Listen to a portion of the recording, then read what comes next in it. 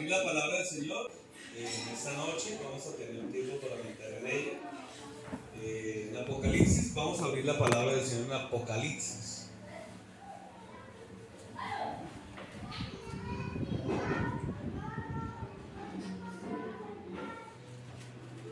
Capítulo 2, por favor. 2. Apocalipsis capítulo 2.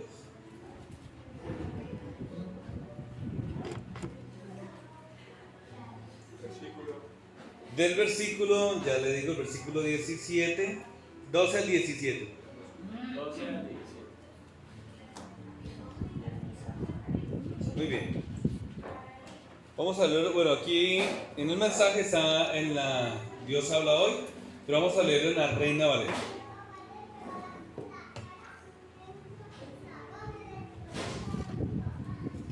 Me cerró con el ventilador. Apocalipsis 2, ¿todos lo tienen allí?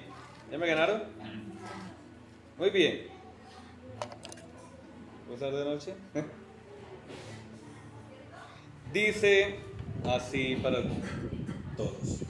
Y escribe y escribe al ángel de la iglesia en Pérgamo.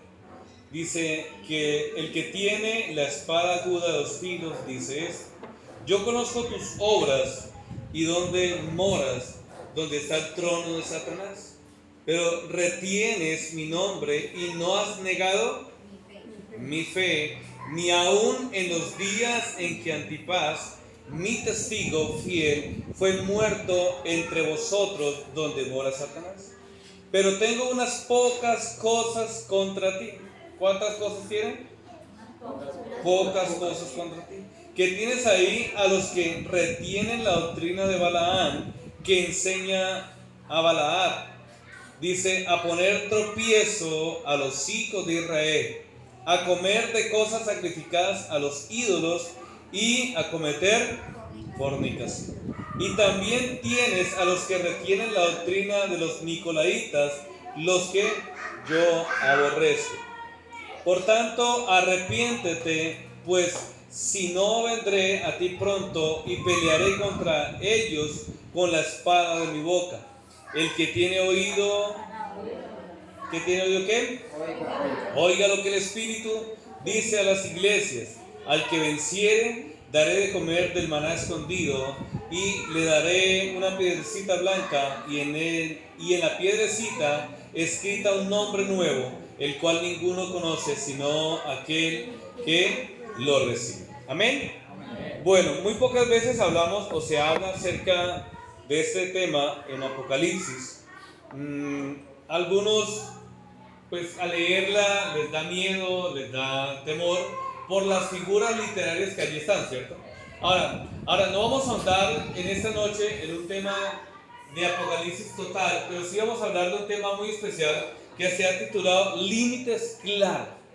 ¿Límites qué? Claros. Ahora, hay que aprender a poner límites en la vida.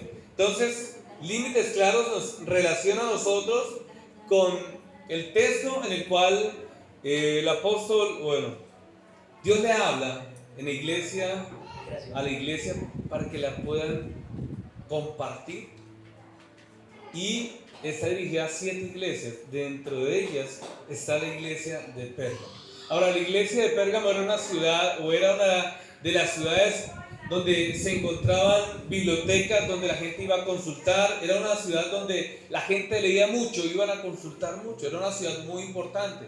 Ahora, dentro de ese marco tan importante, la iglesia estaba sintiendo algo, y es lo que nosotros a veces nos pasa, y es de ser permeados con algunas costumbres o con algunas cosas que en vez de edificar, dice el texto, los estaba haciendo apartar. ¿De dónde? Del camino de Dios.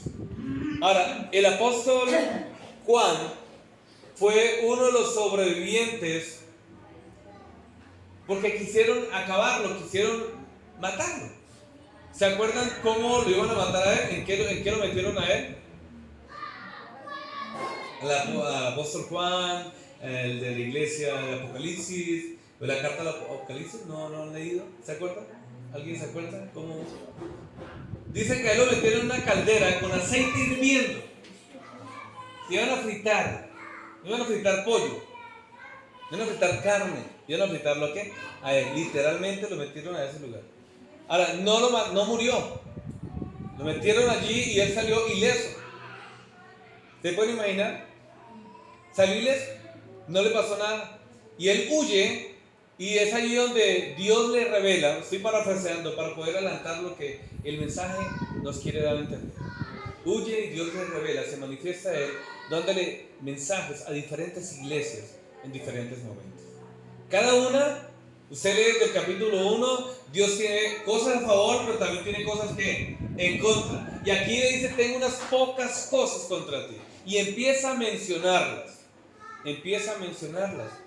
Y no son tan fáciles. No son tan fáciles porque el texto dice que tienen ciertas costumbres o ha permitido que sean permeados por algunas de ellas, las cuales se están apartando a algunos de la fe. Ahora, la iglesia, voy a hacer un contexto, desde el libro de los Hechos, la iglesia ha sido atacada de muchas maneras con el propósito de acabarla. Y cuando Jesús se le manifestó a Pedro, le dijo, Pedro, las puertas del Hades no prevalecerán contra ella, contra la iglesia. Dice, a ti te daré las llaves y las puertas del Hades no prevalecerán contra ella. Quiere decir que la iglesia, usted y yo, estamos siendo atacados constantemente, ¿cierto? Por muchas cosas, por buenas cosas, ¿cierto? Porque uno las buenas cosas las puede volver algo malo, ¿cierto? Y las malas cosas de hoy en día que atacan a la iglesia con la liberalidad, entonces nos llevan a apartarnos de Dios y a vivir una vida relajada. Ahora, dentro de este parámetro, lo que Dios quiere es advertir a la iglesia de lo que está a punto de suceder, ¿cierto? Ahora, voy a abrir aquí, voy a abrir aquí en el celular para ampliarla un poquito. Dice que él tiene algunas cosas contra ellos. ¿Qué cosas menciona allí en el capítulo 2? Ayúdenme, vamos a recordar. Dice el versículo 14: pero tengo unas cosas contra ti, que tienes ahí a los que retienen la doctrina de ¿quién? De Balaán, versículo 14, ¿cierto? Ahora, ¿qué quiso hacer Balaán con Israel? ¿Para qué fue contratado? Para maldecir a Israel. Fue contratado para maldecir. Ahora dice que Balaán está enseñando a Balac, o sea, está colocando una figura del pasado con una figura del presente que ha aprendido a ¿qué? A maldecir. Para eso fue contratado Balaán, para maldecir a Israel. Pero ¿qué pasó con Balaán? Dice que él no pudo hacerlo. No pudo hacerlo. ¿Se acuerdan que hay una historia muy especial, por así decirlo, donde nos damos cuenta que hay un animal que habla, ¿cierto? ¿Qué animal es? ¿Cuál? El burro. Dígale el lado. Dígale, Dios habla. Amén. Dígale, Dios habla. Amén. ¿A través de quién? A través de un burro. ¿Sí entendió? Dios habló a través de un burro para decirle a Balaán que por qué lo estaba haciendo. Si Dios habla a través de un burro, puede hablar a través de cualquiera, ¿no? ¿Cierto? A través de cualquier persona. Usó un burro, un animal de carga, un animal para hablarle a un profeta que no hiciera lo que iba a hacer.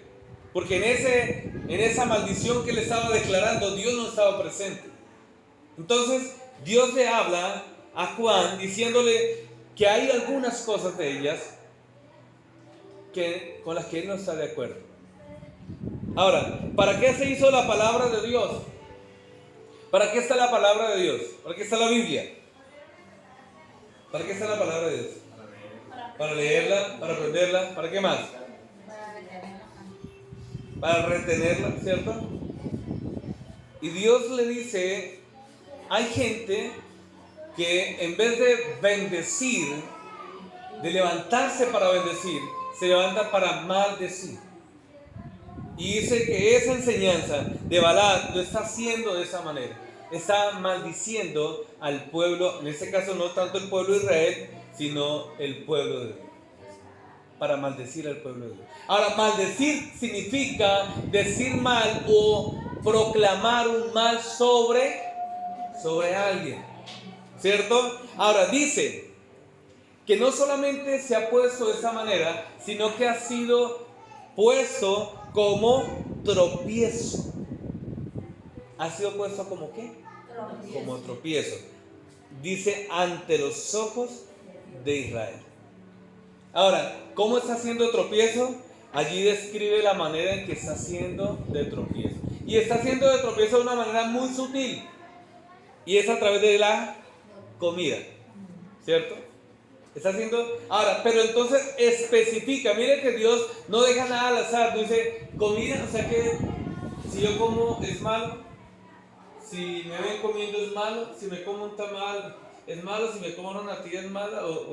¿Qué significa? No, Él no deja nada al azar, no deja allí alguna sombra de duda. Dice entonces que la comida que ellos con la cual los están haciendo tropezar, dice que es comida sacrificada a los ídolos. Ahora, resulta que en los templos romanos y en los templos griegos, donde usted ve que se desarrolla la mayoría de los escritos, la iglesia está cercada de un sinnúmero de costumbres. Habían templos donde se reunían, voy a decir, pues los niños están acá, a tener orgías, relaciones sexuales en desorden en un solo templo, y creían que a través de eso podían también entregar sus cuerpos y de esa manera agradar a Dios, porque era la forma religiosa y los templos eran así. Inclusive había lugares donde las mujeres tenían la cabeza rapada y en ese lugar los hombres podían ir a tener relaciones con ellos. Y eran templos donde los griegos o los romanos iban y tenían sus actos sexuales. Por eso cuando usted lee las cartas del apóstol Pablo a la iglesia, está dirigida gran parte de ellos a que ellos cambien su costumbre o cambien sus hábitos pecaminosos y empiecen a vivir una vida completamente agradable a Dios. Y Pablo apunta mucho a la parte sexual. Entonces, dice, usted ya no tiene las mismas costumbres que tenía antes. Usted antes estaba en tinieblas, ahora vive en ¿dónde? En la luz. Y Dios le habla a través del Espíritu Santo a Juan diciéndole, pilas que la iglesia está siendo atacada de esta misma manera. Allá me aman, allá me adoran, pero hay un problema. Están escuchando a Balaam. Y le dice que Balaam lo está haciendo tropezar con la parte de las comidas sacrificadas a los ídolos. Literalmente lo hacían. Entonces, ¿se acuerdan que en el antiguo una de las cosas que Dios pedía para las ofrendas de paz era a través de qué? De sacrificios, de corderos, de aves, ¿cierto? Diferentes tipos de sacrificios, y Dios les ordenaba que hicieran eso para remisión de pecados o para algunas cosas que Él indicaba. Cuando fue a salir de Israel de Egipto, ¿qué les pidió Dios al pueblo? ¿Se acuerdan? ¿Qué sacrificio les pidió Dios? En Éxodo. Hay varias cosas que les pide. Una es que pues, todos los primogénitos van a ser para él, tanto de hombres como de animales. Pero el sacrificio que pide es de un cordero, ¿cierto? Es un cordero, solo un cordero. Él les pide un cordero para poder, antes de salir, se conoce como la Pascua, ¿se acuerdan? Entonces dice que ellos tenían que matar un animal. Ahora, y ese animal tenía unas características especiales. Sí, que tenía que ser manso. ¿Qué tenía que ser? Sin defecto. Sin mancha, dice, ¿cierto? Sin ninguna mancha literalmente en el cuerpo, sin ningún desperfecto. O sea, tenía que estar completamente sano. No era el tuerto, no era ese el gordo que está que muere, sacrifiquémoslo. No era cualquier tipo de animal. Ahora, ese cordero tipifica el sacrificio de Jesús, ¿cierto? Por nosotros. Ese es el sacrificio. Ahora, cuando el Señor le advierte a Juan que esa costumbre de sacrificar, lo están haciendo, pero no para Dios, porque Dios ya no le estaba pidiendo sacrificios. Ahora lo estaban haciendo ¿para quién? Para los ídolos, y lo hacían en los templos. Lo hacían en los templos. Miren, mis hermanos, hoy en día, la fecha de hoy, todavía hay grupos religiosos que llevan animales para sacrificarlos. Los jesuitas aún lo hacen. Aún gente del pueblo judío todavía sacrifica animales porque espera al Mesías. Al Mesías.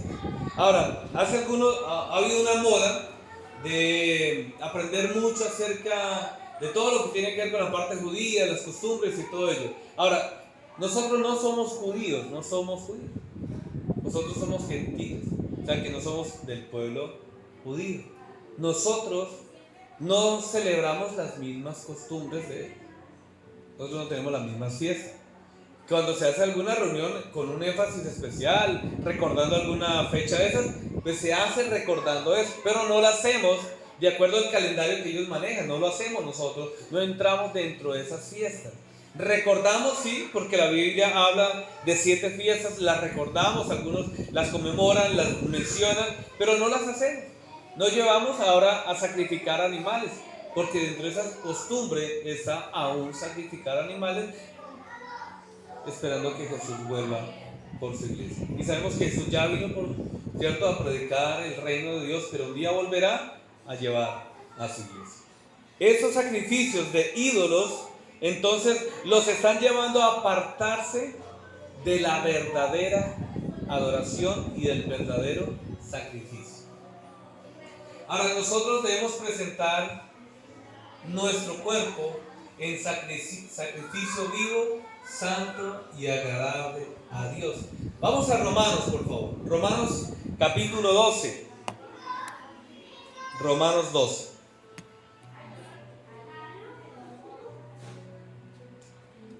Cuando lo tengan me dicen amén. Muy bien. Romanos 12. Versículo 1, perdón. Romanos 12, 1. ¿Cómo dice? Dice, ¿lo tienen allí? Dice, así que, léalo, Dani, léalo. Así que, hermanos, os ruego por la misericordia de Dios, que presentéis vuestros cuerpos en sacrificio vivo, santo, agradable a Dios, que es vuestro culto racional. Muy bien. Ahora, dice que debemos, presentar, ¿qué? Nuestros cuerpos como un sacrificio, ¿qué? Vivo, santo y agradable. Muy bien. En esta versión dice así: por lo tanto, amados hermanos, les ruego que entreguen su cuerpo a Dios por todo lo que Él ha hecho a favor de ustedes, que sea un sacrificio vivo y santo, la clase de sacrificio que a Él le agrada. Esa es la verdadera forma de adorarlo. O sea, ya no tenemos que presentar un animal, ¿cierto? Ya usted no tiene que llevar un cordero para presentarlo como sacrificio a ninguna iglesia, a ningún lugar. Que le digan, venga, en este lugar, en la ciudad de Neiva, se está elevando un sacrificio santo, agradable a Dios, a través de un cordero, de un animal. Traiga su cordero, traiga su paloma y reciba el perdón de sus pecados. Porque la Biblia dice que debemos sacrificar. Entonces, si usted escucha eso, ese mensaje o esa alusión de sacrificar un animal está alejado del verdadero sacrificio. El sacrificio de animales se hacía en el Antiguo Testamento. La Biblia dice en Hebreos que Él se entregó como un solo sacrificio, desde ahora y para siempre. Dice, después de ese sacrificio, el sacrificio de Jesús, no hay otro sacrificio que entregar. Ahora, ¿cuál es el verdadero sacrificio que tenemos que hacer nosotros? ¿Qué dice el texto? Presentar nuestros cuerpos. Y el texto no solamente literaliza el cuerpo, sino nuestra vida entera. ¿Para quién? Para Dios. Dice así: entreguen su cuerpo a Dios por todo lo que Él ha hecho. O sea, entreguen su vida entera. Que sea un sacrificio vivo y santo, agradable Dice, esa es la clase de sacrificio que a Él le agrada. Esa es la forma de adorarlo. O sea que su vida entera santifica a Dios. O sea, mi cuerpo dice que es templo ¿de quién? Del Espíritu Santo. O sea que cuando yo me entrego en sacrificio, quiere decir que yo me rindo en obediencia ¿a quién? A Dios. Ya no me rindo en sacrificio al mundo, porque uno en el mundo se sacrificaba por muchas cosas. ¿Sí? Sacrificaba su dinero, sacrificaba su familia, ¿cierto? Vamos a bailar, sacrificaba, ¿cierto? Su sueldo, ¿cierto? Vamos a tomar una sola. Una para hacer. ¿Se tomaba una sola? Yo no conozco el primero que toma una sola. De una en una, ¿cierto? Te va llenando la canasta. Eso es revelación. No, eso ya se lo sabía, ¿cierto? Pero resulta que de una en una uno va sacrificando no solamente su vida, sino que va sacrificando el bienestar de quienes, de los que están alrededor de uno. Y ese era el sacrificio que le presentábamos a uno. Hay gente que se sacrifica literalmente en tiempos de Semana Santa. Su cuerpo lo lacera a través de golpes, se golpea hasta que le salga sangre, se golpea en la espalda, ¿cierto? Un hombre un hombre hace algún tiempo dice que él se cortó los testículos para no pecar. ¿Sí? La barbaridad, la idiotez, por así decirlo, porque la Biblia no dice que peque con los testículos. Yo decía, ¿por qué no se sacó los ojos? Porque no se peca de esa manera. Y literalmente eso salió por la noticia. Y dice que él lo hizo como un sacrificio para no pecar, para no caer más en tentación. Yo decía dentro de mí, ¿por qué no se sacó los ojos? ¿Cierto?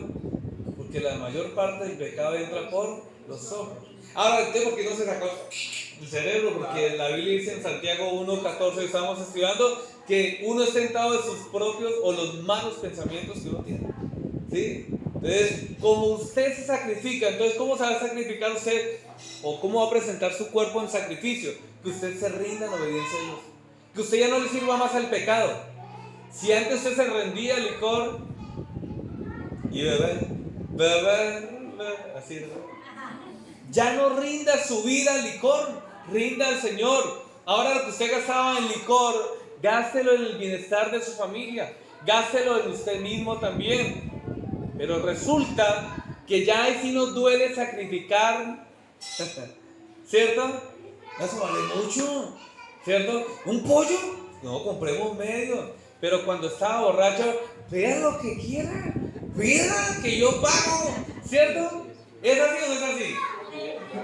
¿Cuántas historias de hijos, como yo, se hacía el pie del papá cuando estaba tomando? Papi, quiero un bonjour. Sí. No, acuerdo que hay un tiempo que, bueno, yo no sé si soy viejo, no soy viejo. Pero yo me acuerdo que el bonjour se puso de moda hace mucho tiempo y era costoso. Entonces uno hacía al pie del papá y, papi, yo quiero un bonjour. Pídelo. Vecina, dale un bonjour al día, ¿cierto? Papi, yo quiero tal cosa, quiero salchichón con pan o algo. Usted le pidieron. Y el papá, ¿qué decía? Pida. Y sacaba la plata. No dolía, ¿cierto? No dolía. Pero en sano juicio, tanta, ya no le di. Todo se le hacía ¿qué? Caro, todo se le hacía malo, no quería gastar. Pero mientras estaba sacrificando su dinero, ¿sí? Al Dios de ese siglo, no le importaba. Y el texto dice que nuestro mayor sacrificio es el que presentamos como un sacrificio vivo, santo, agradable a Dios. Claro que hay cosas que van a doler. Hay gente que le va a doler dejar el baile. Hay gente que le va a doler dejar el trago. Pero es una cervecita, pastor. Está en diciembre. No. Es que yo no sé qué hacer. Entonces alguno lo va a ver como un sacrificio. Pues preséntelo como un sacrificio, Señor. Este mes mi ofrenda es que no voy a beber. Me voy a parar en la raya y no voy a beber, no me voy a emborrachar. Tal vez para unos no es un problema. Yo no tengo problemas con eso. Pero tal vez para algunos sí. Ese va a ser su sacrificio. Porque el sacrificio en el altar tenía que quemarse completamente. Completamente. Entonces, cuando usted sacrifica cosas para agradar al Señor, usted no pierde, usted gana. Su dinero va a tener un mejor destino.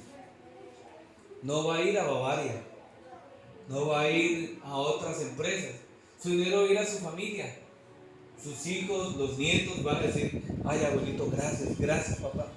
Porque van a ver que las cosas con Dios son ¿qué? Diferentes. Pero resulta que las costumbres, allí menciona a los nicolaitas y menciona varias, es que toman la vida normal, donde no hay pecado. O sea, como antiguamente en los años 60 y 70, paz y amor. Y hoy en día así se vive muchas veces. ¿Qué quiere Dios con nosotros? De acuerdo a lo que está diciendo el texto, que nuestra vida sea una vida que adore completamente a Dios, pero también que aprenda a ponerle límites al enemigo. ¿Aprender a poner qué? Límites al enemigo. Uno le pone límites a las amistades, ¿cierto? Bueno, mi papá me enseñó eso. Y no era evangélico, pero él me decía algo muy claro: entre más amistad, más respeto. Eso es ponerle ¿qué?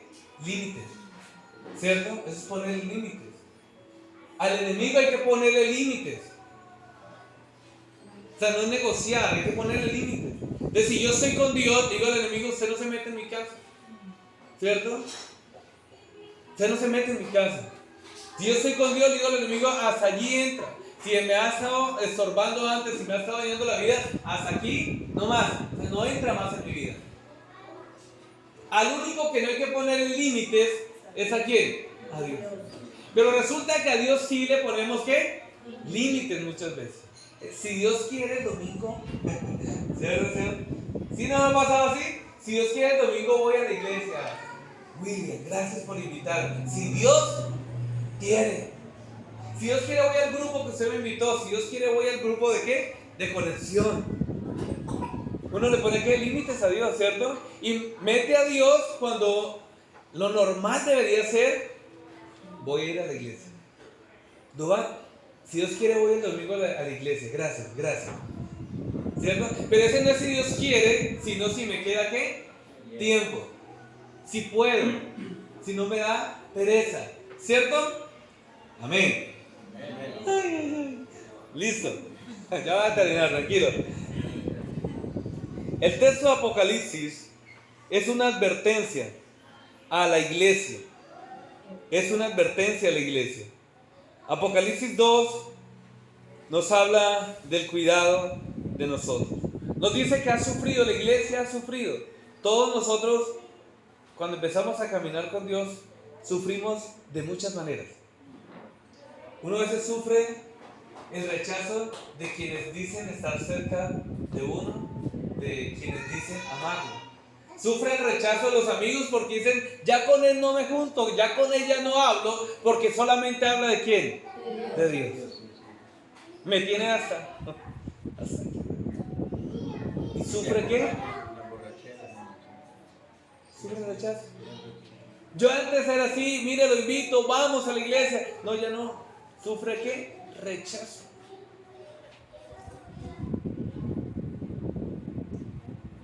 La iglesia de Pérgamo es una iglesia intelectual, pero también es una iglesia que necesita volver al camino. Necesita volver al camino. Ahora, estamos cerca de unos días que son, yo lo he testificado muchas veces, que para mí, antes de conocer al Señor, para mí las navidades fueron tristes. Yo les comentaba varios. Pero cuando Cristo vino a mi vida, la primer trasnochada de toda la noche, de 6 a 6 de la mañana, fue en la vida cristiana. Nunca me dormí en la calle, nunca me dormí en un andén, siendo borracho en el mundo. Nunca me dormí. Llegaba a la casa temprano, 3, 4 de la mañana. Era juicioso. Me llegaba, madrugada. Un primo me llevaba, ¿cierto? No falta el alcahueta, ¿cierto? Así era, ese era yo. Pero cuando llegué a Cristo, empecé a disfrutar realmente lo que era compartir en familia en la Navidad. Fue la mi 31, amanecer el 1 de enero del 2003, fue la primera vez que yo me trasnoché toda la noche. No dormí toda la noche. A las 5 de la mañana estaba en una casa con unos amigos de la iglesia y estábamos saltando y brincando y me dio por pensar y por ponerme a mirar los pianos de más saltar. No, mira como raro saltar, como brincando. O sea, pensaba dentro de mí, yo nunca lo hacía. Nunca lo hice. Yo los miraba saltar y ir cantando, Él está y cantando. Y en un momento, a las 5 de la mañana, a alguien se le ocurre, vamos a orar. Toda la noche sin dormir, vamos a arrodillarnos a orar. Y nos arrodillamos a orar. Y eso fue una dormida segura. A las 5 de la mañana me quedé dormido de rodillas. Reaccioné y nos fuimos en esa noche, esa madrugada, a visitar a personas, a saludarlos. Yo nunca pensé que hacer eso era tan bueno. Ya no lo estaba haciendo para el mundo, ahora estaba viviendo una vida diferente para Dios. Amén. Cuando usted empieza a caminar con Dios, usted empieza a ver la vida diferente. Ya usted no necesita desvelarse para el mundo. Bonito pasar una noche en vigilia, una noche con personas que aman a Dios en un ambiente totalmente diferente. A uno lo rechaza la gente, pero Dios nunca lo va a rechazar a uno. Amén. De modo, dice el versículo 16, arrepiéntete de tu pecado, o de lo contrario vendré a ti y pelearé contra ellos con la espada de mi boca. Ahora, cuando hablamos de poner límites claros, hablamos también de arrepentimiento. ¿Hablamos de qué? De arrepentimiento. Ahora, el arrepentimiento, ¿para quiénes es? ¿Para quién es el arrepentimiento? Para todos nosotros.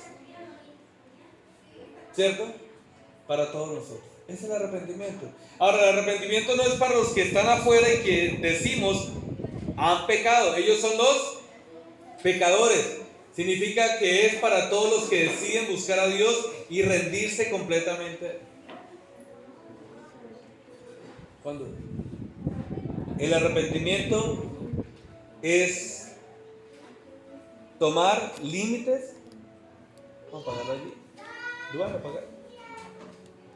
Es tomar límites. Cuando usted dice me arrepiento, cuando usted pidió perdón por mis pecados, usted está ¿qué? Colocándole límites al enemigo. Algunos dicen, no es que yo no he pecado, es que yo no he fallado, es que yo no esto. Yo pregunto acá entre nosotros para terminar, ¿alguno de los que está aquí no ha pecado? Ahora, ¿tenemos que arrepentirnos? ¿Sí? ¿Nos enojamos tal vez hoy? ¿Nos molestamos? Sí, ¿cierto? ¿Un pensamiento contrario a la voluntad de Dios vino? Tal vez sí. Y la Biblia dice en 1 Juan 1:7, el que diga que no tiene pecado es un mentiroso y la verdad no está en él. Entonces cuando el enemigo le dice, hoy en día la gente dice, ¿de qué arrepiente? ¿De qué va a arrepentir si usted no ha hecho qué? Nada malo. Usted no ha hecho nada malo, ¿de qué se va a arrepentir? Entonces ese mismo pensamiento se genera en todas las personas. No tengo de qué arrepentir. No soy mala persona. Pero la Biblia dice que todos nosotros hemos pecado y estamos ¿qué? Destituidos de la gloria de Dios. Así que yo le quiero invitar a que nos podamos colocar en tiempo. Límites claros. A usted la gente le puede decir, vea, eche una bailadita que eso no es malo. Y si es con su esposa, pues mejor. No es pecado, porque es su esposa. Apague la luz. Donde estén bailando, hágase en una parte oscura donde no los vean. Eso no es pecado. Una cervecita al año, ¿no hace qué? Daño. Eso le va a decir la gente, ¿cierto? Y más en esas fiestas. Papi, baile conmigo, amor, baile conmigo, vayamos, tomemos esto, aquello. Y tal vez la gente diga, eso no es malo. Y tal vez usted lo va a escuchar de mucha gente. Y lo más tremendo es que a veces puya la gente de la casa, la familia. Y uno puede ser muy respetuoso y decir, no, muchas gracias. Así es, no quiere decir que usted va a ir a las 11:59 de la noche para la casa y usted no va a compartir. Usted quiere compartir, comparta con su familia, abrace a su familia, ¿cierto? Comparta con ellos, cene con ellos, pero mantenga ¿qué? Límites. Mantenga límites. Que su testimonio, lo que yo dije una vez, mi testimonio vale más que una cerveza. Mi testimonio con mi familia. La gente dice, va en serio. Amén. Va en serio. No lo ven titubear. Padre, en esta noche hemos tomado este tiempo, Señor, para reunirnos y adorarte y exaltarte y glorificarte, Señor. Límites claros nos habla la Escritura y habla el Espíritu Santo de la iglesia en Pérgamo, una iglesia que era muy intelectual, un lugar donde la gente se reunía para adorarte, pero habían abierto puertas que permitían, Señor, un desorden en sus vidas de manera que no era grata delante de ti. Habían aceptado, Señor, costumbres y cosas que en vez de alejarlos del pecado, lo que estaban haciendo era hundiéndose más en el pecado. Por aceptar cosas buenas que el mundo decía que eran buenas. Pero la Biblia dice que el mundo a lo bueno le llama malo y a lo malo le llama bueno. Y eso no es cosa nueva, eso es desde antiguo. Nosotros queremos, dígale, Señor, yo quiero aprender a ponerle límites al enemigo, límites al pecado. Colócale límites, Señor amado.